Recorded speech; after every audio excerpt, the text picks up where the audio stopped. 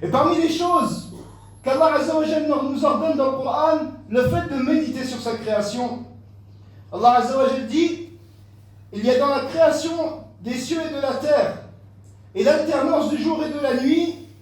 des signes pour ceux qui ont la raison. Ceux qui ont une raison saine, lorsqu'ils regardent la création d'Allah Azza wa Jal, ils comprennent la sagesse d'Allah, la puissance d'Allah, la maîtrise d'Allah tabaraka wa ta'ala, et qu'il est capable sur toute chose tabaraka wa ta'ala. Et Allah Azza wa Jal a pointé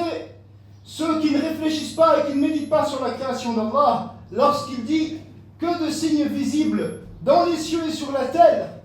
auxquels les hommes ne prêtent aucune attention. Celui qui médite sur la création d'Allah Azza wa Jal,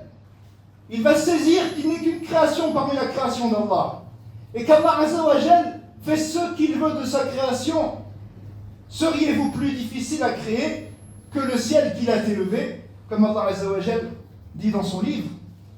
Ou bien, la parole d'Allah Azza wa Jal, la création des cieux et de la terre est plus extraordinaire que la création des hommes, mais la plupart des gens ne savent pas. Celui qui médite sur la création d'Allah Azza wa Jal, il va saisir le bienfait d'Allah Azza wa Jal sur lui. Et Allah Azza wa Jal nous donner cet exemple dans le Coran où il dit: si Allah Azza wa Jal avait fait de la journée une nuit complète, c'est-à-dire aucune lumière durant toute la journée, qui est-ce qui viendrait nous donner cette lumière qu'on a besoin dans la vie de tous les jours? Et le contraire, si Allah Azza wa Jal faisait en sorte que toute cette vie soit que lumière, qu'il n'y ait jamais d'obscurité, il n'y aurait jamais de moment pour se reposer, qui c'est qui ferait venir une nuit dans laquelle on pourrait se reposer? Il y a dans cela des signes pour celui qui médite sur cet exemple.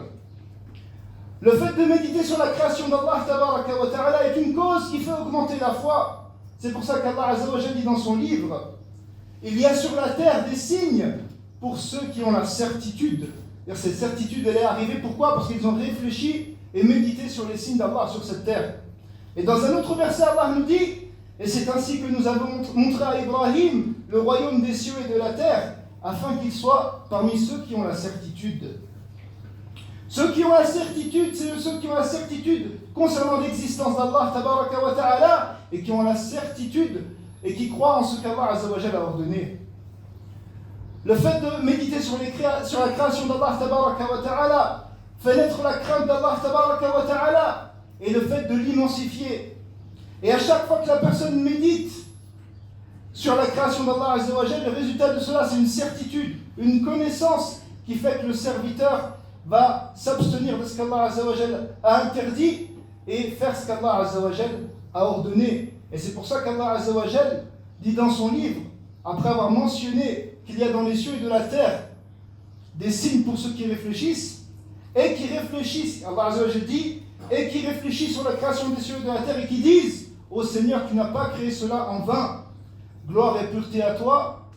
épargne-nous du châtiment de l'enfer, du châtiment du feu. Le résultat de cette méditation, c'est la connaissance qu'Allah Azza wa Jal a créé toute cette création, pas par jeu, pas par négligence, mais qu'Allah Azza wa Jal l'a créé pour une raison, pour une sagesse,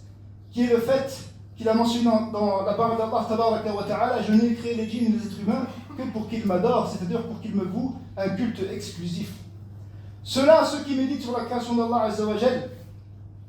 ils ont compris le sens de la création et ils ont cru au verset d'Allah tabaraka wa ta'ala, en ses livres qui ont été révélés et en ses prophètes qui ont été envoyés comme avertisseurs et annonceurs de bonnes nouvelles.